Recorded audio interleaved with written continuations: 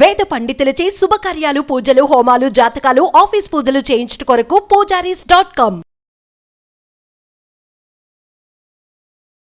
నమస్తే, welcome to Suman TV. నేను మీ యామ్ని. మనకి సెప్టెంబర్ 1 నుంచి 15 వరకు అసలు 12 రాశుల వారికి ఏ విధంగా ఉంటుంది, ఎలాంటి పరిహారాలు చేసుకోవాలి, ఈ విషయాలు మనకి తెలియచేయడానికి ప్రస్తుతం మనతో ఉన్నారు ప్రముఖ జ్యోతిష పండితులు బ్రహ్మశ్రీ నందిబట్ల శ్రీహరి శర్మ గారు ఉన్నారు. మరి గురుగారితో మాట్లాడి ఆ విషయాల గురించి అడిగి తెలుసుకుందాం. నమస్కారం గురుగారు. వాగర్థ వివ సంపృక్తౌ వాగర్థ ప్రతిపత్తయే జగతః పితరౌ వందే పార్వతీ పరమేశ్వరౌ. సదాశివసమారంభాం శంకరాచార్య మధ్యమాం అస్మదాచార్య పర్యంతం వందే గురు పరంపరాం. ఆదిత్యాయ చ సోమాయ మంగళాయ బుధాయ చ గురుశుక్ర శనిభ్యశ్చ రాహవే కేతవే నమః. శృంగేరి జగద్గురు పీఠాధిపతులకి, కంచి పీఠాధిపతులకి నమస్కారములు తెలియజేసుకుంటూ కార్యక్రమాన్ని ప్రారంభిద్దాం. గురుగారు, మనకి సెప్టెంబర్ 1 నుంచి అండి 15 వరకు అసలు తులారాశి వారికి ఏ విధంగా ఉంటుంది? సెప్టెంబర్ 1వ తారీఖు నుంచి 15వ తారీఖు వరకు తులారాశి వారికి ఏ విధంగా ఉండబోతుందో తెలుసుకునే ముందు గ్రహ సంచారం తెలుసుకుందాం. తులారాశి వారికి చతుర్థ స్థానంలో, పంచమ స్థానంలో శని వక్రీకరించి ఉండడం, షష్టమందు రాహు, వ్యయమందు కేతువు శుక్రుడు, లాభమందు రవి బుధులు, అలాగే అష్టమందు గురువు మరియు నవమందు కుజ సంచార ప్రభావం. వెరసి దైవానుగ్రహం కంటే కూడా గ్రహాల యొక్క అనుగ్రహం ఈ తులారాశి వారికి సంపూర్ణంగా ఉన్నటువంటి కారణం చేత అంది వచ్చినటువంటి అవకాశాలను కనుక సరిగ్గా వినియోగించుకోగలిగితే ఈ తులారాశి వారికి ఈ 15 రోజుల పాటు 1వ తారీఖు నుంచి 15వ తారీఖు వరకు చాలా యోగదాయకమైనటువంటి పరిస్థితి. రోజులు అనుకూలంగా ఉన్నాయి. మీ వంతు ప్రయత్నమే తరువాయి. ఎందుకనంటే యోగకరమైనటువంటి గ్రహాల యొక్క స్థితిగతుల ప్రభావము, అవయోగాన్ని కలిగించే రోజుల యొక్క సంఖ్య తగ్గడము, ఈ కారణం చేత ఇవికి అన్ని రకాలుగా మంచి స్థితిగతులు కలుగుతాయని చెప్పవచ్చు.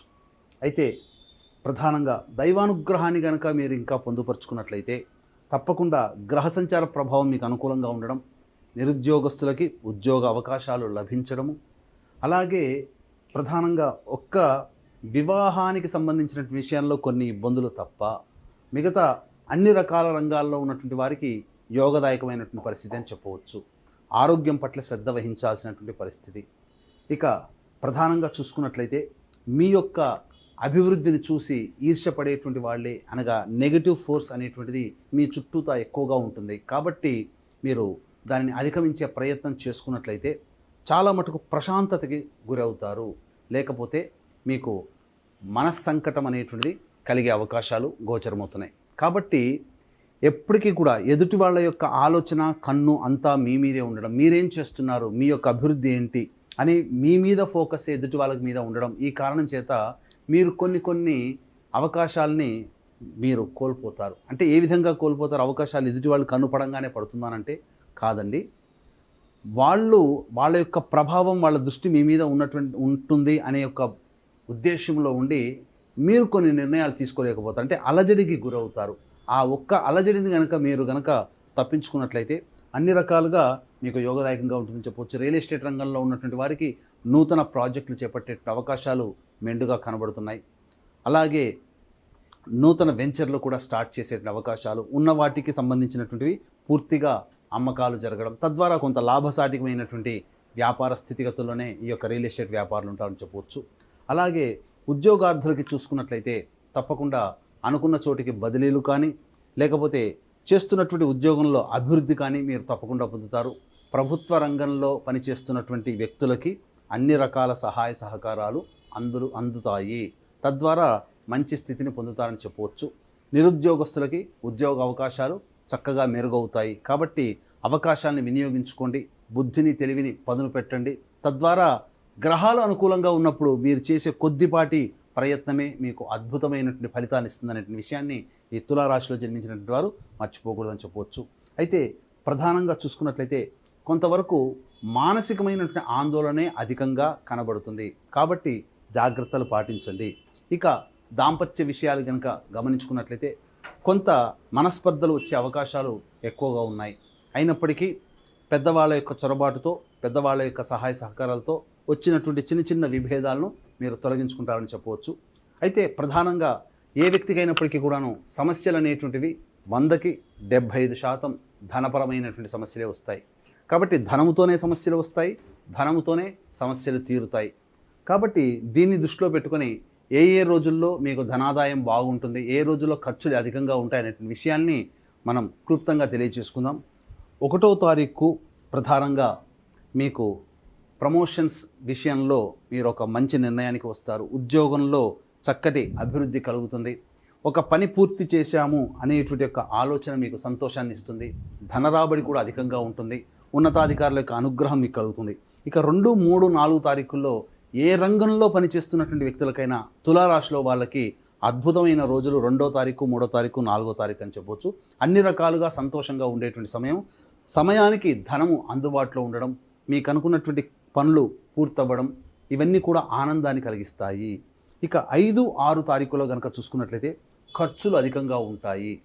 తద్వారా మీరు అప్పటికే 5, 6 తారీఖుల్లో మీరు కనుక ప్లానింగ్ కనుక చేసుకున్నటువంటి ఖర్చులు కనుక ఉంటే వాటిని వాయిదా వేసుకోవడమో, ఖర్చుల యొక్క శాతాన్ని తగ్గించుకోవడం చేయండి. ఎందుకంటే 5, 6 తారీఖుల్లో ఆకస్మికమైనటువంటి ఖర్చులు మీకు ఎదురవుతున్నాయి. కాబట్టి అప్రమత్తతో వ్యవహరించండి. ఇక 7, 8, 9 తారీఖుల్లో ఇది ఒక గోల్డెన్ టైం అని చెప్పవచ్చు. ఎందుకనంటే ఈ 7, 8, 9 తారీఖుల్లో ఎన్నాళ్ళ నుంచో మీరు పని పూర్తి చేసుకోవాలనుకున్నటువంటి పనులన్నీ కూడా పూర్తి చేసుకుంటారు. ఒక ప్రధానమైనటువంటి బాధ్యతని మనం ఈరోజు పూర్తి చేశామనే ఒక సంతోషం మీలో ఉంటుంది. పిల్ల పాపలతో, కుటుంబ సభ్యులతో, బంధుమిత్రులతో మీరు ఆనందంగా ఈ 7, 8, 9 తారీఖుల్లో చక్కగా గడుపుతారు. చక్కగా వెకేషన్స్కి వెళ్ళేటువంటి అవకాశాలు కూడా గోచరమవుతున్నాయి. ఇక 10, 11 తారీఖులో కనుక చూసుకున్నట్లయితే మీ యొక్క వాక్కుని అదుపులో పెట్టుకోండి. మనస్సు చంచలంగా అయ్యేటువంటి అవకాశం ఉంటుంది. కుటుంబ సభ్యుల మధ్య కలహాలు వచ్చే అవకాశం ఉంటుంది. కాబట్టి సంయమనం పాటిస్తూ నోరుని అదుపులో పెట్టుకుంటే చాలా మటుకు సమస్యలన్నీ కూడాను తగ్గుముఖం పడతాయని చెప్పవచ్చు. ఇక 12, 13 తారీఖుల్లో ప్రధానంగా ధనపరమైనటువంటి ఇబ్బందులు ఎదుర్కొనే వాళ్ళకి ధన రాబడి చక్కగా ఉంటుంది. రాని బాకీలు వసూలు అవుతాయి. అంది వచ్చినటువంటి అవకాశాలను కనుక మీరు జాగ్రత్తగా అందిపుచ్చుకుంటే ఈ 12, 13 తారీఖుల్లో నిరుద్యోగస్తులకి ఉద్యోగపరమైనటువంటి వార్తలు మీకు సంతోషాన్ని కలగజేస్తాయని చెప్పవచ్చు. ఇక 14, 15 తారీఖుల్లో కనుక చూసుకున్నట్లయితే గృహంలో కానీ లేదా వాహన మరమ్మతులు కానీ, గృహ మరమ్మతులు కానీ డబ్బులు ఖర్చు పెడతారు. తల్లిగారి ఆరోగ్యం పట్ల శ్రద్ధ వహించాల్సినటువంటి పరిస్థితి.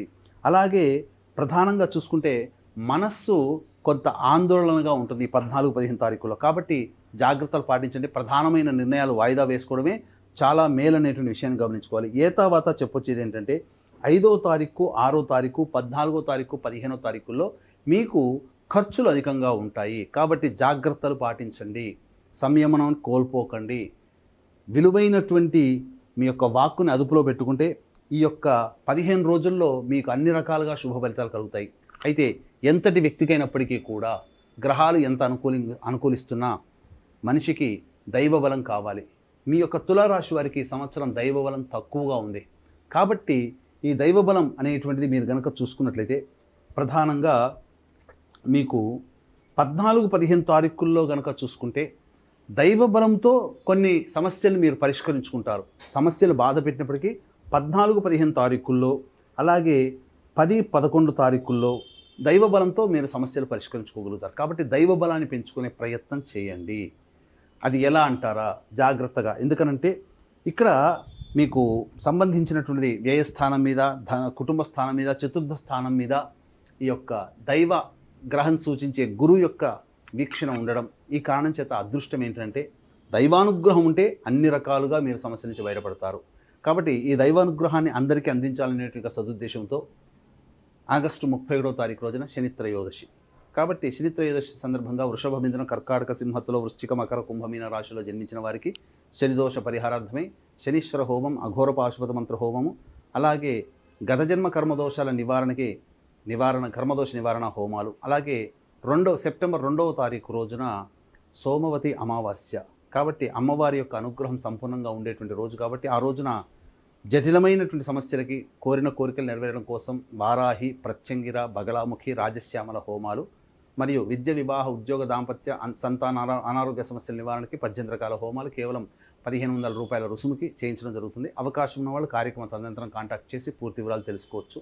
అలాగే సెప్టెంబర్ పితృపక్షాల యొక్క తిథులలో సెప్టెంబర్ 25వ తారీఖు, 30వ తారీఖు ఈ యొక్క పితృదోష నివారణార్థమే, అనగా తండ్రి వైపు 7 తరాలు, తల్లి వైపు 4 తరాల్లో ఏవైనా దుర్మరణాలు ఉన్నా, అనగా road accident, fire accident, suicide attempt, నదిలో బావిలో పడి చనిపోవడం, ఇంట్లోంచి వెళ్ళిపోవడం, లివర్ ఫెయిల్, కిడ్నీ ఫెయిల్, క్యాన్సర్తో చనిపోవడం, పెళ్లి కాకుండా చనిపోవడం, 60 సంవత్సరాల లోపల ఏ విధంగానైనా చనిపోవడం, పిండ ప్రదానాలు చేయకపోవడం, ఇవన్నీ పితృశాపాలు.